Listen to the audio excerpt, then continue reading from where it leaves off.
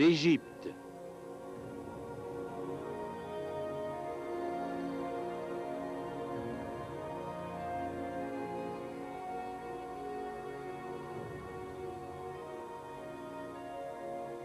Des têtes dans le sable.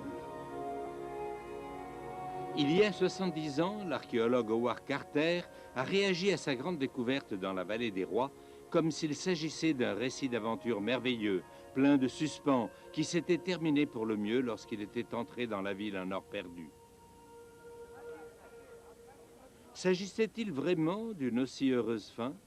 Actuellement, cette histoire, qui était un roman, s'est transformée en une tragédie de proportions internationales. Howard Carter écrivit un jour que s'il n'était pas devenu archéologue, il aurait pu être un grand détective. Non pas du genre Sherlock Holmes, qui établit des déductions stupéfiantes suivies de la ritournelle traditionnelle élémentaire chez Watson, mais plutôt le genre de détective qui passe minutieusement en revue toutes les données avant d'organiser les clés en solution soigneusement mûries. Mais comme Howard Carter l'a écrit dans son livre « La découverte de la tombe de Toutankhamon », tandis que le résultat de ses recherches révélait de nombreuses données sur ce que le pharaon possédait, il ne dévoilait presque rien sur ce qu'il faisait ou sur ce qu'il était. À part le fait qu'il mesurait 1,80 m, était de complexion fragile et avait entre 17 et 19 ans, concluait tristement Carter, il y a vraiment peu de choses à ajouter, sauf qu'il mourut et fut enterré ici avec son trésor. Qui était Toutankhamon? Pourquoi est-il mort si jeune? Est-il mort de mort naturelle? Ou peut-être a-t-il été assassiné? Pour essayer de répondre à ces questions et à bien d'autres, on sortit à nouveau le corps de ce jeune roi de son sarcophage à la fin des années 60 pour l'observer une fois de plus et découvrir des pistes grâce aux toutes dernières techniques scientifiques. Le gouvernement égyptien avait octroyé l'une des autorisations d'autopsie les plus curieuses de tous les temps, près de 3000 ans après la mort de la victime.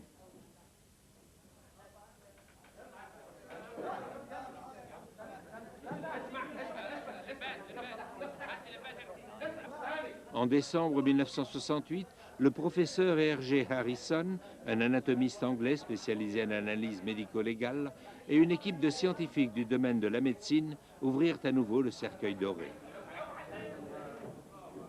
Dans des conditions chaotiques, sous les yeux de touristes qui n'en revenaient pas de la chance qu'ils avaient, ils entreprirent pour la première fois un examen aux rayons X des restes pathétiques du squelette de Toutankhamon pour découvrir son âge, ses liens de parenté, sa momification et la cause de sa mort. Le professeur Harrison découvrit que la momie reposait sur un lit de sable, exactement comme Howard Carter l'avait laissé à l'automne 1926. La première chose qui le frappa fut son très mauvais état de conservation. La momie n'avait pas été bandée à nouveau, bien que Carter affirmât qu'elle l'avait été.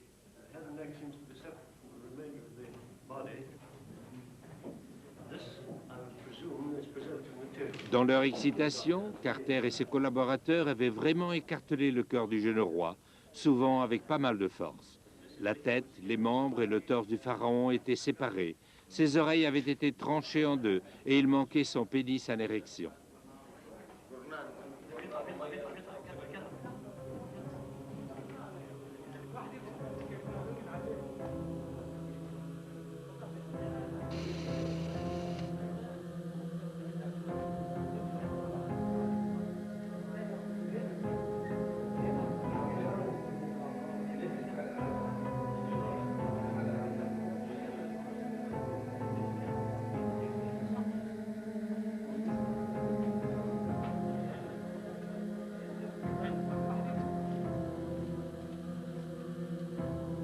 Les analyses précises du groupe sanguin de Toutankhamon font penser qu'il appartenait à la proche famille du pharaon Akhénaton.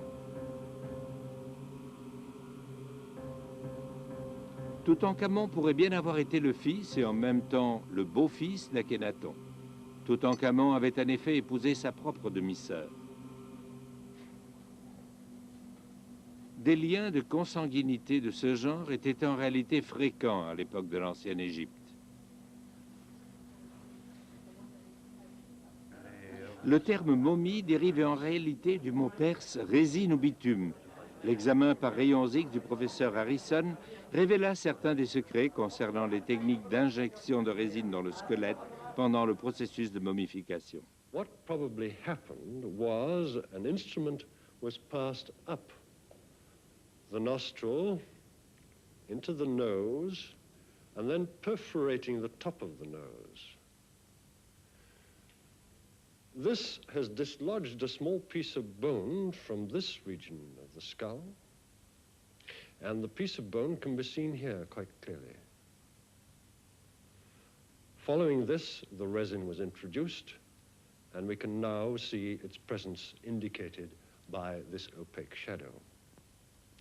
One interesting feature to note is that there are obviously two fluid levels of the resin, suggesting that perhaps when the resin was first introduced, the head was in this sort of position, vertically backwards, so that when the resin was introduced, it sank to the lowest part of the skull, and then eventually the body was laid horizontally so that the other fluid level was achieved. This region of the skull is also interesting in that it shows us the wisdom teeth in process of being erupted. And this, of course, puts the age of Tutankhamun at death in the range 18 to 20. And other features that we can see in examination of the remains of Tutankhamun also confirm this age at death. If we look at the X-ray of the chest of Tutankhamun, we can also see that the vertebrae in his backbone are quite normal. And if one examines the top and bottom of each vertebra, one can see that there is a very dense line indicating the integrity of this part of the vertebra. This is the first thing to be destroyed when a person has very severe TB. This would indicate that Tutankhamun did not die from severe TB, as some people have thought. Harrison découvrit la clé de la véritable cause de la mort du jeune roi dans la zone d'os fragile de la base du crâne. This is within normal limits, but in fact it could have been caused by a hemorrhage under the membranes overlying the brain in this region. And this could have been caused by a blow on the back of the head, and this in turn could have been responsible for death. Le pharaon Toutankhamon a-t-il été assassiné lors d'un coup d'État ou au cours d'une intrigue de palais? Ou s'est-il cogné la tête dans un accident, peut-être en tombant de son chariot pendant qu'il chassait? Même après l'autopsie, les raisons n'ont pas été élucidées. Le corps royal, ou du moins ce qu'il en restait, fut finalement rassemblé sur un lit de sable et enfermé à nouveau.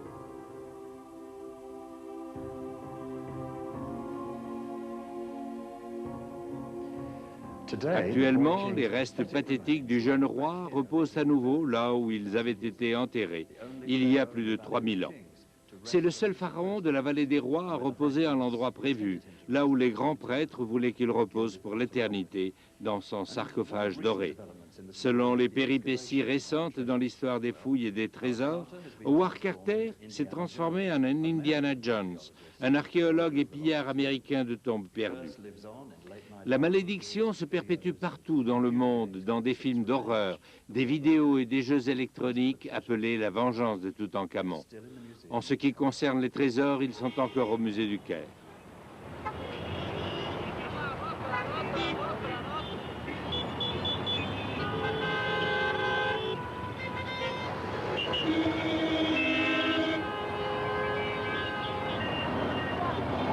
Le musée égyptien du Caire a été conçu par les Français en 1902 et il a fait 100 ans comme musée qui fonctionne. Quelqu'un l'a récemment décrit comme une relique poussiéreuse du colonialisme et la pire exposition au monde des plus beaux trésors qui existent. Le contenu de la tombe de Toutankhamon est encore exposé dans les boîtes présentoirs de l'époque d'Howard Carter, avec des étiquettes à peine lisibles, dans une ambiance qui ressemble plus à une gare ferroviaire qu'à un musée national.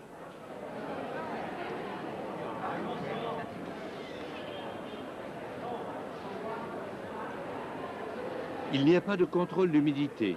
Les niveaux de pollution à l'intérieur équivalent à 85% de ceux de l'extérieur. Il y a des gouttières. Et certaines des boîtes ploient sous leur propre poids, comme celle-ci au-dessus de la grande chasse à nord. À l'extérieur, la fumée des tuyaux d'échappement de la circulation dense du centre de la ville ronge les surfaces dorées.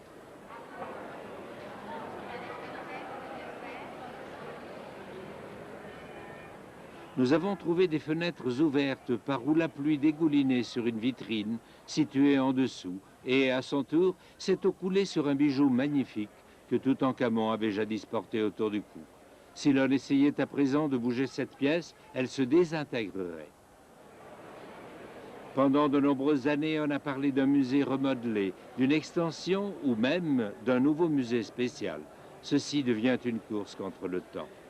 Pendant ce temps, les pièces exposées d'une qualité extrême continuaient à émerveiller les touristes venus de partout qui visitent chaque jour le musée. What can I say? The most beautiful thing in the world. You get a funny feel I did anyway, just looking at the thing. So impressive, I can't believe it. Oh, it's beautiful. Yeah, it's just great.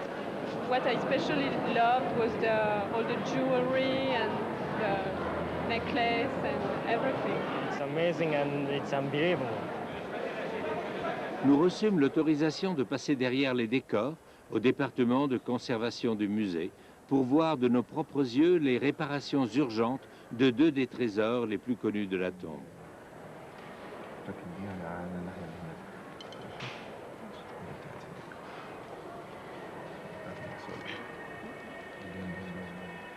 L'un est ce mannequin en bois.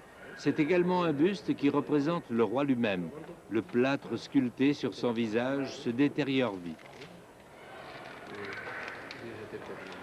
To protect this collection, we need a lot of time and a lot of patience because every object should be looked again let's say every 5 to 10 years.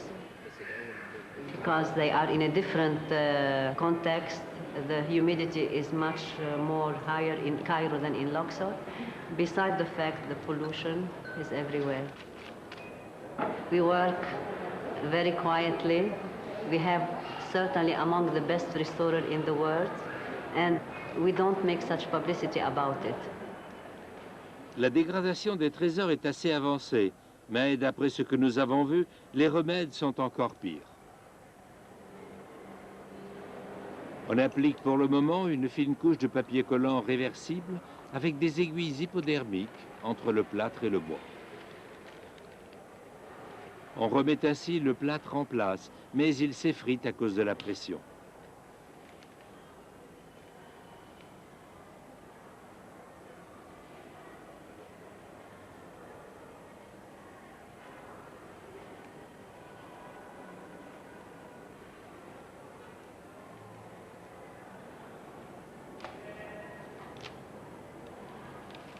Plus les conservateurs tentent de sauver la situation et plus cela va mal.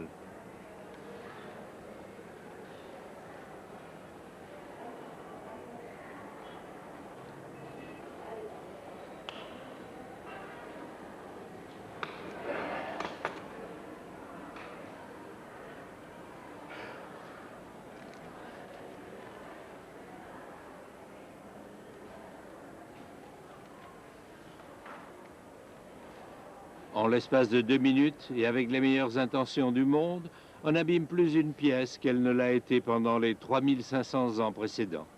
Il suffit de multiplier cette donnée par le grand nombre d'antiquités et de monuments en Égypte pour sombrer dans une crise. Nous avons exposé cette situation au responsable de l'administration de toutes les antiquités égyptiennes, le docteur Mohamed Ibrahim Bar. Egypt is a very big museum. Whenever you go, you find monuments. And because of this richness, we cannot deal with all the objects which appear even suddenly or sometimes by excavation. We have sometimes to cool up and cover some of these excavations for a while till with sand. And you know our country is dry and the weather can preserve the monuments better than we can now. With more and more antiquities and more problems associated with them, are we talking about a crisis as major as, say, Venice in peril? We cannot bury our heads in the sand. We will not wait till we reach a crisis. We have to deal with the monuments now in the very quickly. Otherwise, we will lose a very good part of our human heritage. I would like to tell you something. The rush of the tourists is now gives us another problem.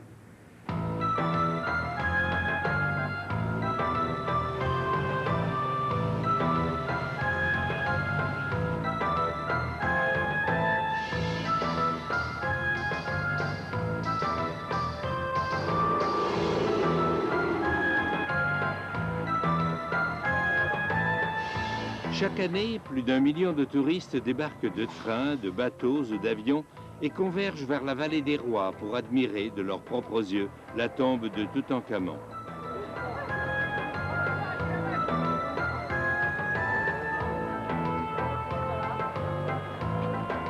Il passe d'abord entre les mains de tour opérateurs locaux dont la survie dépend des touristes.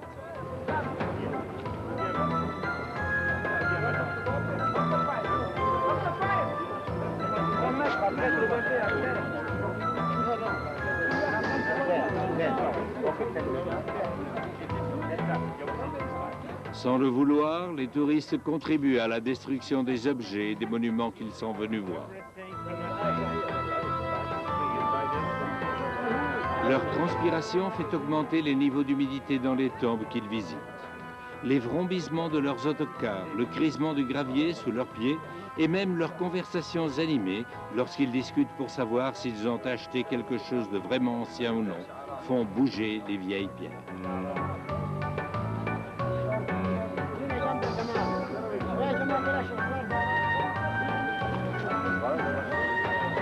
Certains frôleront ou s'appuieront contre les murs ou les colonnes. Ils escaladeront des ruines pittoresques afin de mieux poser pour une photo. D'autres urineront même dans les tombes ou graveront leur nom pour souligner le fait qu'ils sont arrivés jusque-là.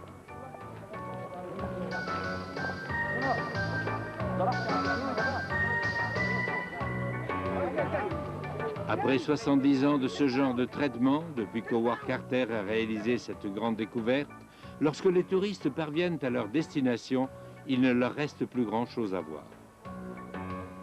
La tombe de Toutankhamon, qui continue à être annoncée dans les brochures du monde entier, a été fermée au public depuis près de 3 ans.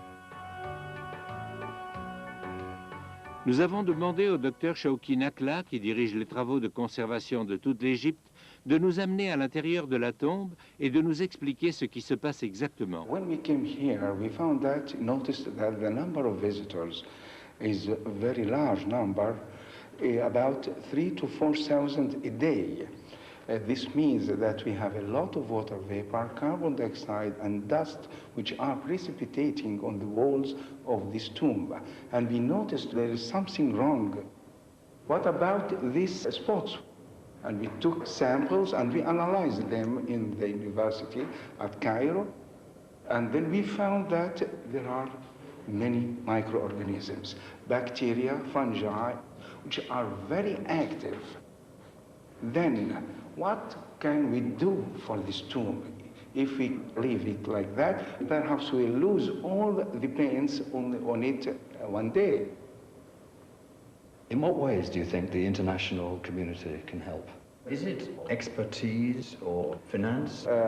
No, what we need, training of young Egyptian conservators and restorers, that's very important. We need materials. This is because we don't have a market for restoration materials in Egypt. We import everything from abroad. We need knowledge and experience in restoration for this material because most of these materials are new materials and we can't use any material like that for the restoration of a monument without having a lot of experience behind. Are the problems here characteristic of other tombs in the Valley of the Kings? We have problems in all the tombs in the Valley of the Kings, and we need the help of the international community in this field, really. Il est certainement nécessaire de les aider. Mais le problème va bien au-delà des touristes et des trésors. La structure même des tombes ainsi que la géologie et le climat sont de moins en moins prévisibles dans la vallée des rois. Tout, depuis les crues subites jusqu'au tremblement de terre, rend des portions entières de cette nécropole dangereuse. Le sort de l'une des tombes les plus connues et les plus belles, la tombe richement décorée du pharaon Séti Ier, qui dirigea l'Égypte un quart de siècle après Toutankhamon, annonce comment pourrait être le futur. Lorsque la tombe fut ouverte pour la première fois en 1817, la couleur de ces figures était aussi fraîche et brillante que le jour où elles avaient été peintes. De nos jours encore, au-dessus du niveau de la tête des visiteurs, on aperçoit encore un peu de cette fraîcheur et de leur qualité tridimensionnelle lorsque la lumière tombe dessus. Mais 7000 visiteurs par jour défilent dans cette tombe pendant la période des vacances. À la hauteur des touristes, les rouges, les blancs et les jaunes se sont progressivement estompés. C'est dommage, mais ce qui est encore pire, c'est au-dessus de nos têtes, le fameux plafond peint qui représente une nuit étoilée.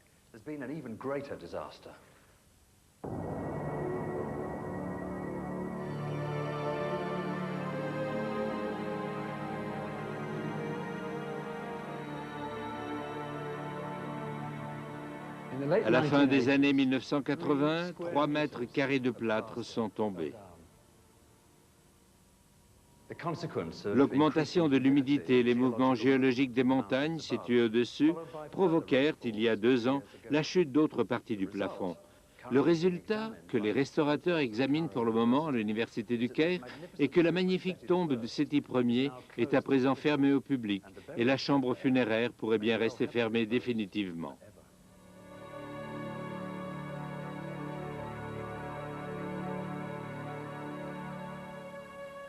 Une autre tombe, dans la vallée des Reines, toute proche, vit à présent un sursis temporaire.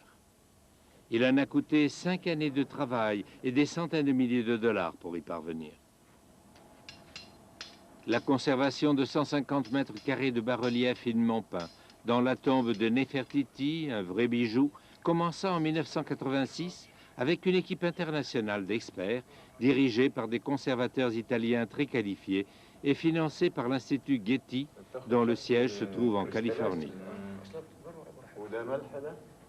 On dut faire face au problème de l'eau qui suintait de la pierre calcaire et qui avait formé des cristaux de sel entre la roche-mère et le plâtre.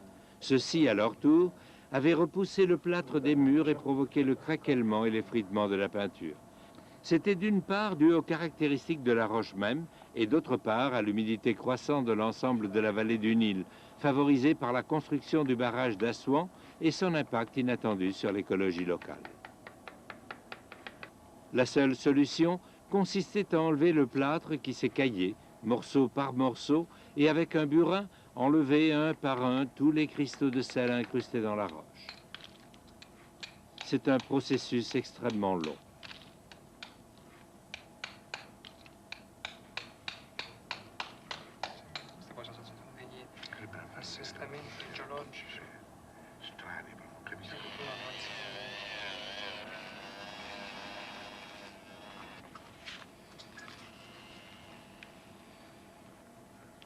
On recimenta ensuite les morceaux de plâtre et on colmata toutes les fissures avec du plâtre à la chaux, fabriqué avec des débris finement moulus extraits de la tombe même.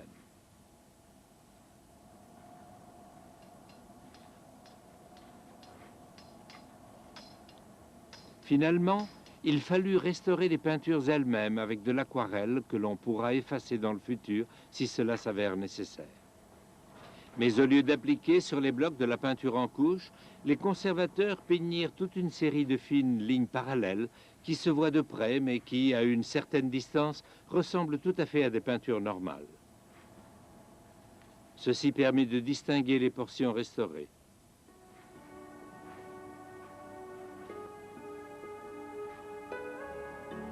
Mais même après tout ce travail et toutes ces dépenses, le problème fondamental n'a pas été résolu. La pierre calcaire continuera à former des cristaux de sel.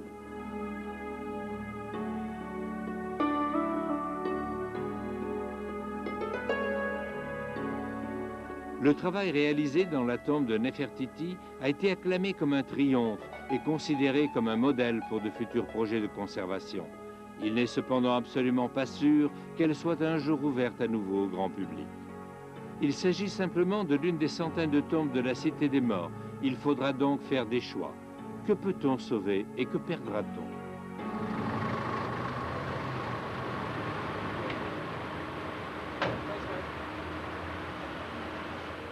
De retour à Londres et au cœur de l'égyptologie britannique, la question clé est la suivante. Comment est-ce que quelqu'un, qu'il s'agisse des autorités gouvernementales ou des archéologues, peut arriver à prendre de telles décisions? What are the priorities between preserving the greatest hits of Egyptian antiquities or preserving more mundane, or what might seem more mundane artifacts? In terms of conservation, I think it does need to be decided what is worth preserving and what can't be preserved. Egypt is one large archaeological site. By Egypt, I mean the Nile Valley, the Delta, the adjacent deserts. It's one enormous archaeological site.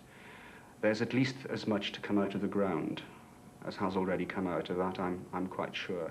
And as a result, we have to be realistic. The resources are not available to conserve and preserve everything. There are far too many antiquities in Egypt, far too many tombs and temples and so on. To conserve them all, we therefore have to establish priorities. Do you think conservation is sufficiently well resourced at the moment? Probably not. And the answer to that? The answer to that is to gain funds, I imagine, from international bodies, perhaps bodies like UNESCO. Very rich institutions like the Getty Museum, who to their credit, of course, have already made substantial contributions to the conservation of Egyptian antiquities. Is there a need for a more coordinated effort amongst the international community of archaeologists? Each country tends to do its own thing, archaeologically in Egypt. I mean, this has been the tradition. That is not to say that we don't speak to each other, we certainly do. But it's at informal gatherings rather than in a formal committee, let us say. I would say, given that the work done in Egypt is of a good quality, is of a high standard. I think we can, in the future, speak to each other more closely. There are moves afoot to form, in fact, some kind of body that would coordinate archaeological work in Egypt. If people continue to dig for scholarly reasons, and in doing so, enhance the conservation problem, what do you feel about that? The implication of that question is that we should stop digging. If we stop digging, we will lose important information because things are not standing still in Egypt. Many of these sites are in very great danger from agricultural encroachment, from modern development of various kinds. In an ideal world, yes, we probably would stop, we would conserve, we would record, document and publish what already exists. We can't do that because every day things are being destroyed, for understandable reasons, but they are being destroyed. La conservation des musées a commencé en Égypte au temps des Romains et une grande partie des problèmes actuels sont provoqués par les solutions du passé.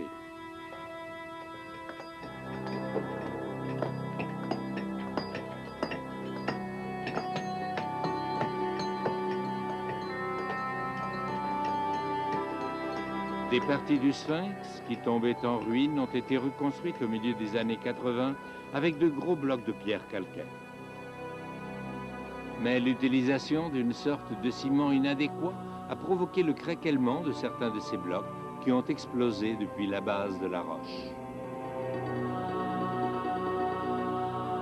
On a essayé d'autres solutions qui ont échoué elles aussi. Les experts sont venus et sont repartis, mais personne ne se met d'accord sur ce qu'il faudrait vraiment faire. Le Sphinx a plus souffert de la pollution pendant les 50 dernières années qu'au cours des 50 siècles antérieurs, et c'est devenu le problème de conservation le plus important du monde moderne. Faut-il le restaurer tel qu'il trônait dans ses monuments de gloire, ou le conserver dans son état actuel? Est-ce une question de contrôle de la pollution, ou faut-il enfermer la sculpture en pierre de plus de 60 mètres de hauteur dans son propre microclimat? Quelle sorte de technique de restauration et de conservation serait la plus appropriée? Une conférence internationale de haut niveau, avec plus de 70 délégués du monde entier, s'est récemment réunie pour discuter de ces problèmes. Les experts ont d'abord annoncé qu'ils ne pouvaient pas se mettre d'accord sur la meilleure manière de sauver le Sphinx, et ensuite qu'ils n'étaient pas tous du même avis sur l'espérance de vie du Sphinx. Quel droit ont les scientifiques et les conservateurs occidentaux pour imposer aux Égyptiens leurs lois sur la meilleure manière de préserver leur propre patrimoine. Est-ce vraiment leur patrimoine, après que tous les Occidentaux aient utilisé pendant les 200 dernières années d'anciens objets égyptiens pour mieux comprendre la culture occidentale? Pour poser la question différemment, que se passerait-il si les Égyptiens organisaient une conférence internationale de haut niveau pour discuter de la meilleure manière de conserver les meilleures sculptures publiques de l'Occident, telles que la colonne de Nelson à Trafalgar Square ou la Statue de la Liberté? Les politiques de conservation, de culture globale, d'expertise occidentale et de dignité nationale sont en effet devenus des thèmes très délicats. Et l'énigme du Sphinx, qui traitait à l'origine du sens de la vie, ici et dans l'au-delà, s'est transformée en une nouvelle énigme du Sphinx. Comment parvenir à éviter que cette immense tête de pierre s'écroule dans le sable du désert? Les savants se réunirent à nouveau quelques années plus tard, lorsque l'épaule droite du Sphinx tomba. On reconstruisit cette infortunée créature avec des blocs de pierre de chaux. Mais cette fois-ci, les blocs étaient plus petits et le genre de ciment utilisé était différent. Dans le monde de l'archéologie, on appelle méchamment ce genre de solution de l'archéologie instantanée. Une question importante surgit. Qui assumera cette responsabilité? Étant donné que l'ancienne Égypte est considérée à présent comme le berceau et le creuset de la civilisation occidentale, des monuments tels que le Sphinx font-ils partie du patrimoine national ou international? I'm very worried by the word heritage. When I hear the word heritage, I reach for my gun because it is such an exclusive idea, the idea that some people don't have this and we do. I feel unhappy with it. And so I think that Egypt is really part of us all, so that I feel that the preservation of objects in Egypt is something of deep concern to all of us, and not just to Egyptians. It's concerned to people of Western Eurasia and Africa, because it's part of, it's played a central role in the formation of all of our cultures. One area of sensitivity where this conservation issue is concerned is that some people in Egypt embrace international help, thinking they need as much technical assistance as they can get, while others see it as a covert form of colonialism and really feel that they should look after their own problem. Egypt is not a rich country, and I think that other countries ought to contribute to it. Now, whether this should be done through Egyptian organizations so Egyptians can control, you know, that seems to me a good idea. And I can see the reluctance of Egyptians to hand over control of large parts of their territory and material possessions to foreigners for even the best of purposes, for preservation. So that, I think, has to be handled very delicately. Les personnes les mieux placées pour nous parler de ces négociations délicates sont les architectes de Londres qui ont assisté à cette conférence du Caire, si peu convaincante. Le département de conservation a récemment reçu une demande du gouvernement égyptien pour envisager un plan qui permettrait de redévelopper la zone autour des pyramides du Sphinx. Il ne s'agit pas seulement d'un problème technique, il est également humain. The material of the Sphinx is deteriorating more rapidly than it has done before. There is nothing inherent in the material of the Sphinx which has changed, so it must be factors in the environment which are causing it. And those clearly are to do with the numbers of tourists, the urban encroachment from Cairo, which is now surrounding it, the buses, the air pollution, and so on.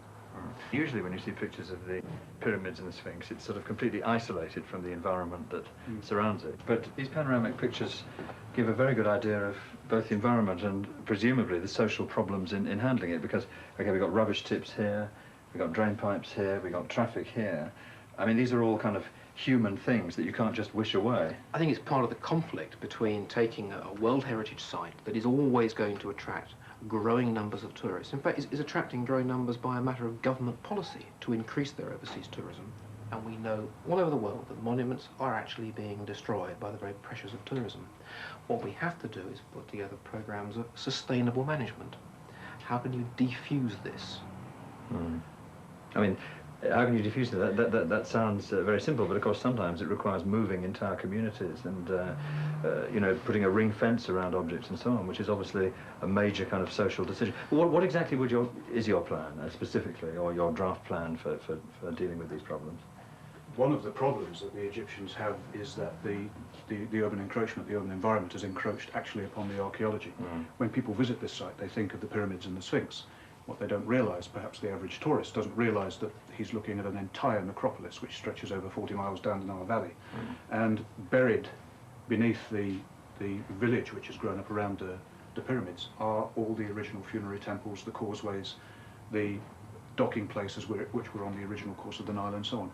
All of that is now buried beneath new settlement. The Egyptian Antiquities Organization and the Giza government would like to remove that settlement. My God, I mean, you know, talking about a conservation problem, that's, I mean, presumably 50 years ago that wouldn't have been a problem, we just told them to get out, but today, with, you know, participation in design decisions and people actually being asked about where they want to live, that can't be an easy thing to do. 50 years ago it wouldn't have been a problem because the settlement wasn't there, but it certainly isn't an easy thing to do to move a village of that size, if only for the fact that those people are there because they are employed in servicing the tourists. If you were able magically to remove the settlement and put it somewhere else, you would still have a problem of people being attracted to live on the site. Poor people who need to work near the site and need to live where they're working.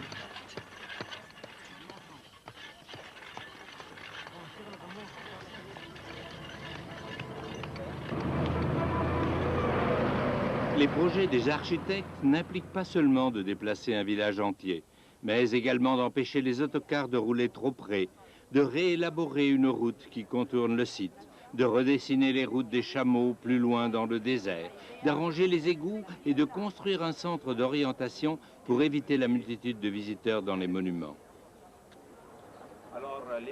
Malgré les immenses implications sociales, politiques et économiques, les projets des architectes doivent aller de l'avant. C'est un bon signe pour le futur. I think it's appreciated that Western expertise is required. Is it sometimes difficult to offer it? I think it's frequently difficult to offer it. You've got to be very conscious of the local politics and the way that the idea of the heritage fits into national identity. There's no such thing as a black and white situation in this sort of environment. You need to be able to compromise and ensure that you can put together a proposal that is in the best interest of the monument and is also politically achievable, because we're still dealing fundamentally with politicians. And they, just as politicians in this country or in anywhere in Europe or in America, they expect results. And they expect results within a relatively short space of time. Within their political lifetime. Oh, yes. And now sometimes that itself raises problems, as I think we're beginning to see at the Sphinx, where results are required very quickly. Every time a large amount of the Sphinx falls off, a senior member of the EAO gets fired. Now, clearly with that sort of pressure on you, they're very nervous about doing anything.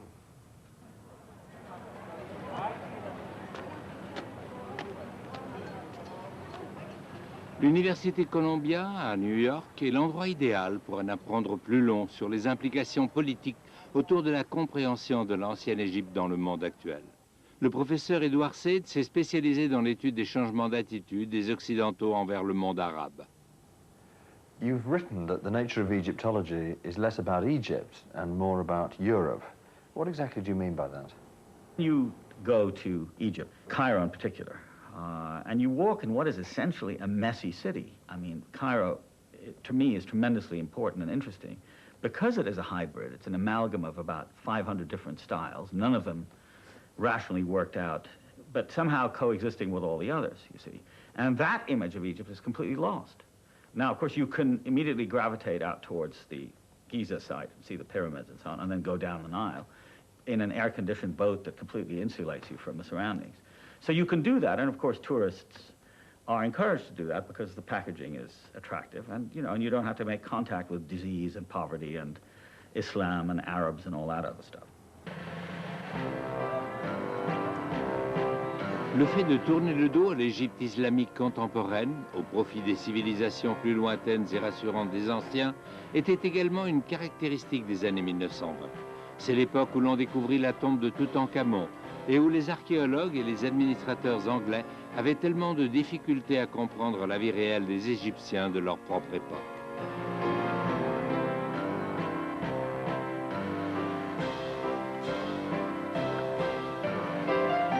Well, they were constructing an ancient Egypt, that is, something that was cut off as far as possible from the modern Egypt that they were trying to administer.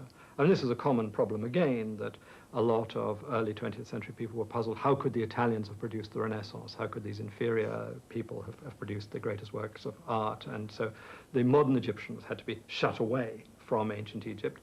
It was also an extremely aristocratic society because the Egyptian remains they were concerned with were those of royalty. And they liked gossip. They liked looking at relationships between various pharaohs and princesses and things like that. And it was very glamorous, and it was also wonderfully illustrated. I mean, you have these wonderful representations of royalty, so you could focus on the upper class, and for upper class Egyptologists living in a great British Empire, this was very congenial.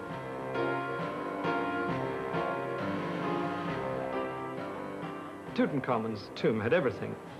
It was, in many ways, the last of the great excavations.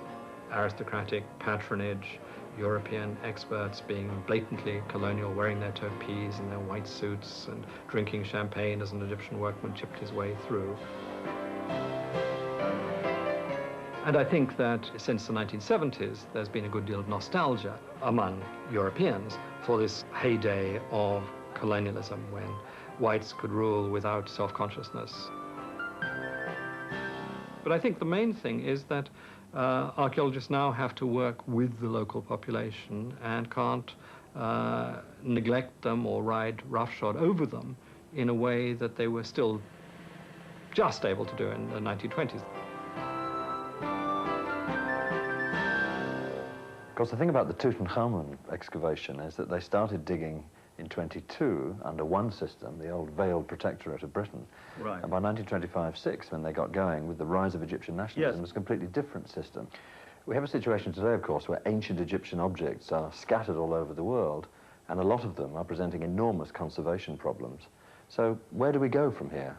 Once you get past the nationalist issue and sort of phony sovereignty questions, you know, this really belongs to us, bring them all back, that sort of thing. Or the other saying, you know, it's really part of our heritage, we found them, the Europeans saying that. Once you get past that, I think what is really the most important thing would be sort of frank and honest exchanges by archaeologists, you know, not political ones, but about the state of knowledge that exists in, say, Europe and the West generally, and in places like Egypt, amongst Egyptians, on the other hand, and setting archaeology for the first time in the contemporary political and cultural setting. So historically, archaeologists felt they could do anything because they had the protection of the army and the sovereign. Now, I think it would be important for archaeologists exactly to stop isolating themselves and to talk about these issues that have to do with the sensibility of the natives, the place of archaeology in the local life, contemporary, etc., and the state of exchange between the West and a country like Egypt, which is a very complex and interesting subject and can be looked at. It's never done. Instead, you get these polarized and rather stupid, in my opinion, debates.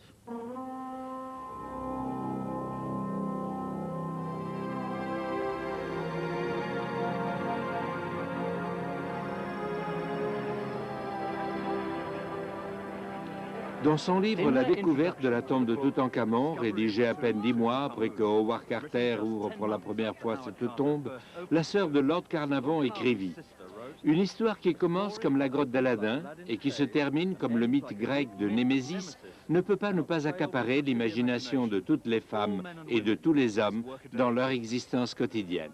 La grotte d'Aladin était restée intacte depuis 1323 avant Jésus-Christ, intacte pendant l'essor et le déclin des empires grecs et romains, la naissance de la chrétienté et de l'islam, les croisades et la Renaissance, les grandes révolutions qui annoncèrent l'avènement de l'ère moderne, et puis, en 1922, la lampe d'Aladin fut finalement découverte et suscita un intérêt mondial sans précédent grâce à ses mystères, ses trésors et son art.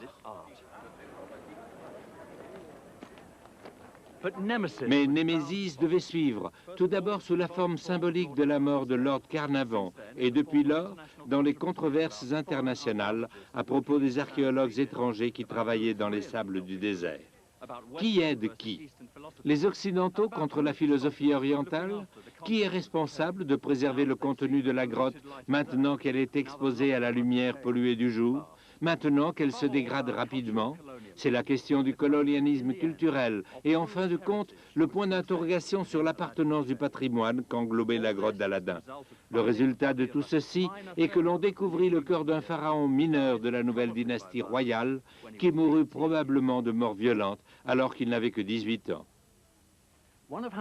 L'une des phrases favorites de Howard Carter à propos de la découverte est celle du pape Pie XII qui confia à la sœur de Carnavon: ce n'est pas une exhumation, c'est une résurrection.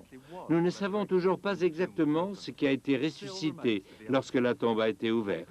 Si l'on met tout dans la même balance, il aurait peut-être mieux valu ne jamais trouver la tombe d'Aladin.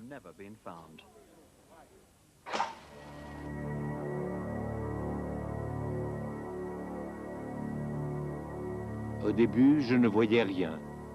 L'air chaud qui sortait de la pièce faisait danser la flamme de la bougie et m'éclaboussait. Mais lorsque mes yeux s'habituèrent à la faible lumière, je commençais à apercevoir des détails qui émergeaient du brouillard de la chambre. Des animaux étranges, des statues, de l'or partout, l'or scintillait partout.